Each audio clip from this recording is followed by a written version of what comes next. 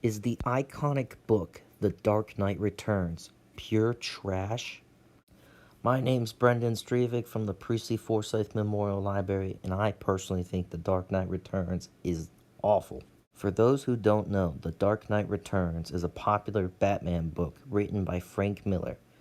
Frank Miller has written a lot of iconic books as well, such as Batman Year One, a Daredevil run that has gone down in history as the best Daredevil run of all time, 300, Sin City, and so much more. Before we get too in depth, I want to say I don't think Frank Miller is a bad writer. In fact, I actually like some of his stuff. Batman Year One happens to be one of my favorite books. It's just I don't think The Dark Knight Returns is as good a book as everybody makes it out to be. Now, Frank Miller wrote this book in 1986, and at the time, this was the Batman most people were used to. It would be 3 years later Michael Keaton would come along and give his interpretation of Batman. Before Frank Miller wrote his version of Batman and Michael Keaton gave his on-film performance, Batman was pretty much a goofy character to most people. So when Frank Miller came along and made a dark, gritty, violent Batman, it was a stark contrast from the Batman most people knew. So in 1986, when this came out, it was very groundbreaking and really set the stage for the Batman we know and love today. Batman movies such as Michael Keaton's Batman, Christian Bale's Dark Knight Rises, and Ben Affleck's Batman v Superman all drew inspiration from The Dark Knight Returns. So at the time when this came out, it was a good book, but it just doesn't hold up today. So here are my reasons The Dark Knight Returns is not a good book. Number one is Carrie Kelly. Now this one's nitpicky, so you gotta bear with me. Future Batman meets this girl named Carrie Kelly, who has no real skills, but she dresses up as Robin, so instantly gets to be Robin. There's 5 other Robins. First is Dick Grayson, then Jason Todd, Tim Drake, Stephanie Brown, and then Damian Wayne. Now when these 5 people became Robin, they all had skills worthy of becoming a Robin.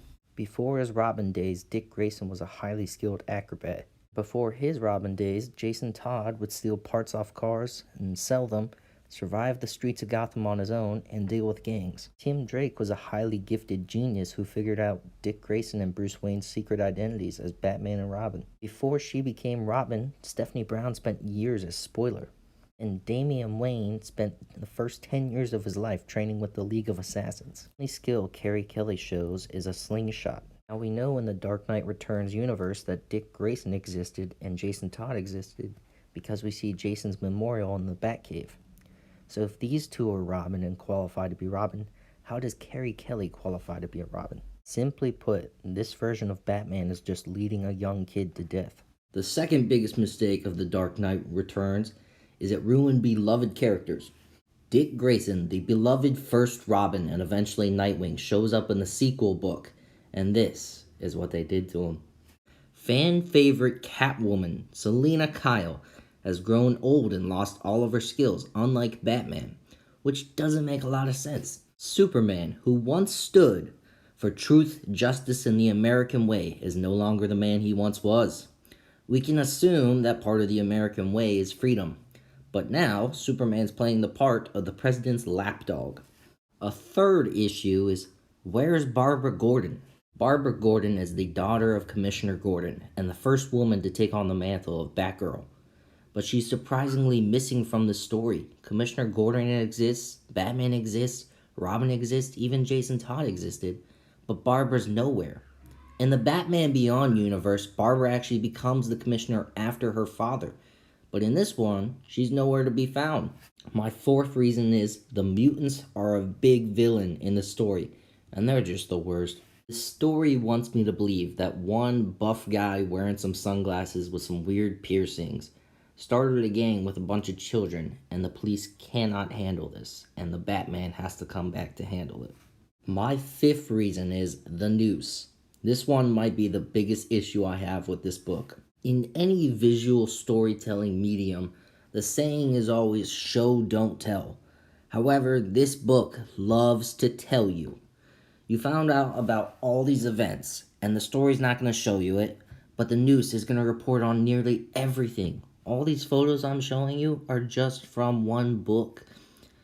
Not to mention it's so wordy it throws you off. You really don't want to read this whole page. It's like reading an actual newspaper. It's awful. I'm willing to bet at least 25% of this book is told by the news, and it's just poor writing. Number 6, Batman Kills.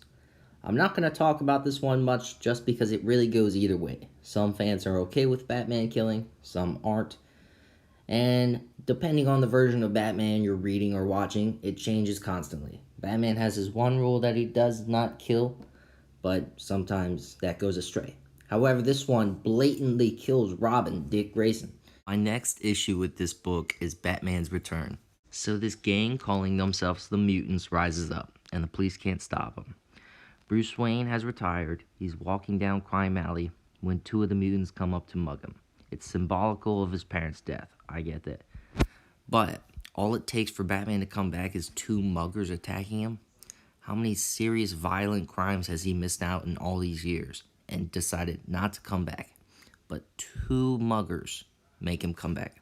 So my 8th reason why I don't like this book is if you take out the fight with Superman, it's the worst book ever. The most iconic part of this book is Superman fighting Batman, and that's what most people know about this book. But if you take that fight out, the rest of the book is utterly boring. Batman comes back, he beats up some muggers, he beats up some mutants, he goes into hiding. That's it.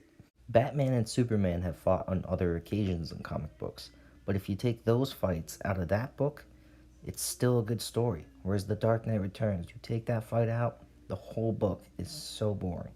My final issue with this book is it inspired a sequel, another book, and another book.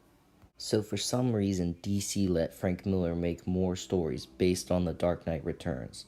And in these sequels, we saw a weird Dick Grayson, and Batman even murders his longtime partner, Robin, Dick Grayson. Additionally, Batman's new Robin, Carrie Kelly, becomes the biggest insult to Catwoman ever. And this video wouldn't be complete without pointing out some of the really terrible artwork in the sequels. If I've now butchered one of your favorite books, I apologize. But if you want a good story about Batman coming back, go watch The Dark Knight Rises. My name is Brendan Strevik from the Priestley Forsyth Memorial Library. Let me know in the comments below if you think The Dark Knight Returns is trash. Thanks for watching. Stay tuned for more. Have a good one.